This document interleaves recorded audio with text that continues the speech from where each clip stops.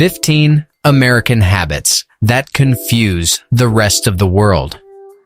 If you've ever traveled abroad, you've probably noticed something strange happen the moment people find out you're American. They smile a little differently. They ask questions they don't ask other travelers. Why do you tip so much? Why is the ice always overflowing the glass? Why does everyone ask, "How are you?" and then just keep walking? Americans rarely notice these habits themselves because inside the country, they don't look like habits at all. They look like normal life. But step outside and suddenly they become the most American thing about you. It works the other way too. An American visiting Japan is baffled by silence on public transit, and a European moving to the US is baffled by the sheer size of a small soda. Culture is invisible until you leave it. Today, we're breaking down 15 everyday behaviors that Americans do almost without thinking, and the surprisingly practical, historical, and economic reasons behind every single one of them. This isn't a list of stereotypes or exaggerated claims. Every habit here traces back to a real policy, a real historical shift, or a documented cultural pattern. By the end, you'll understand not just what Americans do differently, but why it makes a strange kind of sense once you know the backstory. Number 1. Tipping everything, everywhere. In most of the world, a service charge is baked into the price. In the United States, tipping isn't a bonus, it's often the actual wage. Federal law allows employers to pay tipped workers as little as $2.13 an hour, with the expectation that tips make up the difference. This isn't a cultural quirk so much as an economic structure disguised as a custom, and it explains why Americans instinctively calculate 15 to 20% before the check even arrives. Some states have pushed to raise the tipped minimum wage over the years, but the federal floor hasn't moved since 1991, which means the custom has only become more deeply load-bearing with time, not less. Number 2.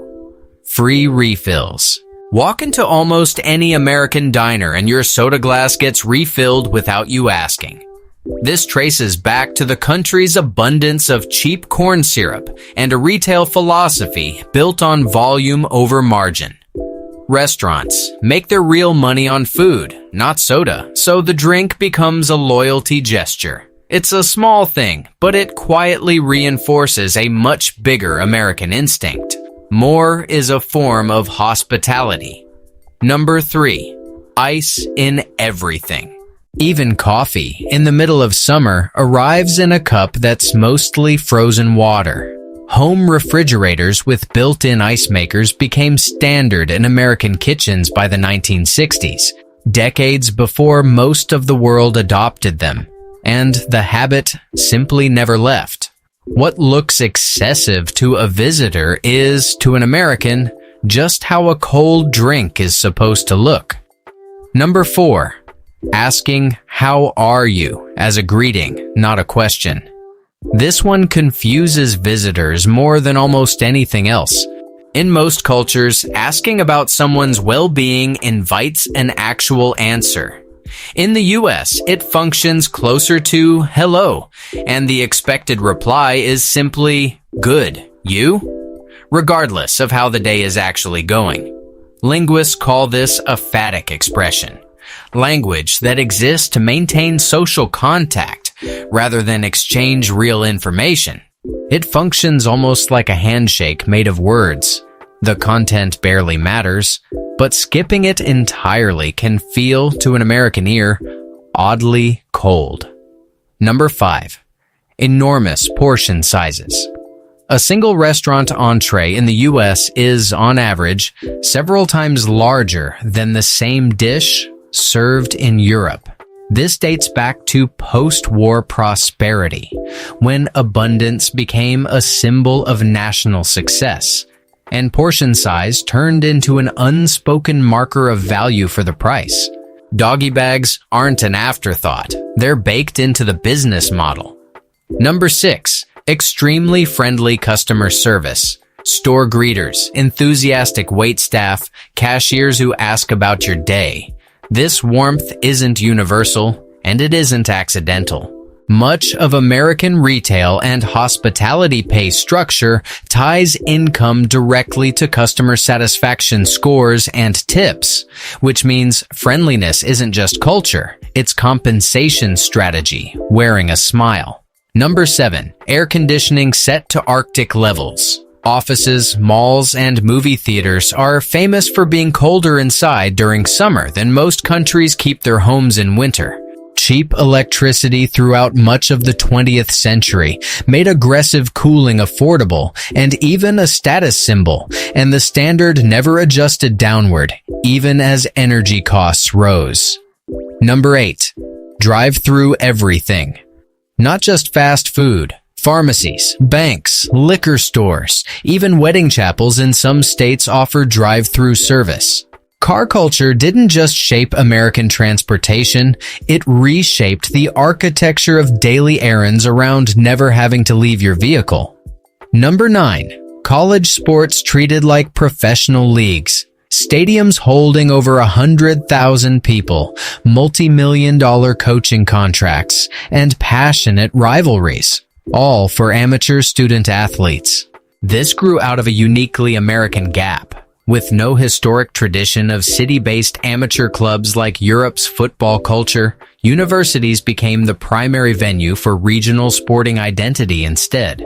A small town with no professional team at all can still shut down entirely on a Saturday afternoon for a college football game, because for that town, the university team is the only team there is.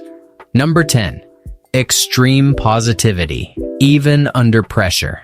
"I'm doing great" is a common answer even during genuinely hard weeks. Sociologists trace this partly to a cultural emphasis on self-reliance and individual success. Admitting struggle can feel to many Americans like admitting failure, so optimism becomes a kind of social armor. Number 11. Obsession with credit scores. A 3-digit number most Americans can recite from memory governs everything from apartment approval to phone contracts to job applications in some states. Because the U.S. relies on decentralized private lending rather than centralized banking history, the credit score became the substitute national trust system. Number 12. Calling almost everyone by their first name, including bosses and even some teachers. This reflects a cultural preference for perceived equality over hierarchy, even when real power differences clearly still exist. Using formal titles can come across as distant or old-fashioned rather than respectful. Number 13. Shockingly little vacation time. The average American worker gets around 10 days of paid vacation a year, compared to 20 or more across most of Europe, and there's no federal law guaranteeing any paid leave at all. This isn't an oversight. It stems from a labor history where vacation was negotiated company by company rather than mandated nationally, and it never caught up. Surveys consistently show a large share of American workers don't even use all the vacation days they're given, often out of a cultural anxiety that time off signals replaceability rather than earned rest. Number 14. Casual dress even in professional settings. Jeans in meetings, sneakers at the office, hoodies on flights. American professional culture increasingly prizes practicality and comfort over formal appearance, a shift accelerated by Silicon Valley's influence on broader corporate norms starting in the 1990s. Number 15. Fireworks for almost any celebration. The 4th of July is the obvious one, but Americans light up the sky for New Year's, graduations, even some birthdays and weddings. Fireworks became tied to national identity from the country's founding celebrations onward, and that early association with independence and spectacle never faded. Number 16. measuring almost everything in units the rest of the world abandoned generations ago. Fahrenheit, miles, pounds, and inches persist in the US, even though nearly every other country converted to the metric system decades ago. A partial metric push in the 1970s quietly failed because retooling road signs, factory equipment, and consumer packaging proved more expensive and more politically unpopular than lawmakers expected, and the effort was simply never revived. None of these habits exist in isolation. Tipping culture, portion sizes, retail friendliness, they're all threads of the same underlying pattern. A country built on individual initiative, economic self-reliance, and the belief that more effort should visibly produce more reward. Once you see that thread, every item on this list stops looking random and starts looking like pieces of the same national personality. If you're American, some of these probably never registered as unusual until just now. That's exactly the point. The habits that define a culture most clearly are usually the ones its own people stopped seeing a long time ago. That's what this channel is really about. Pulling everyday American life back into focus, one habit at a time, using documented history and real cultural research instead of stereotypes or exaggerated claims. If you're watching from somewhere else, we'd genuinely like to know, which one surprised you the most the first time you visited the United States? If you're American, which one had never once occurred to you as unusual until this video? Drop it in the comments. We read everyone, and future episodes are often shaped directly by what viewers bring up. Subscribe if you want more breakdowns of the habits, routines, and hidden logic behind everyday life in America, from how Americans actually spend their money, to what they keep in their kitchens, to why the entire culture runs on a level of optimism that the rest of the world finds either inspiring or exhausting, depending on who you ask. Either way, there's always a reason behind it. We'll see you in the next one.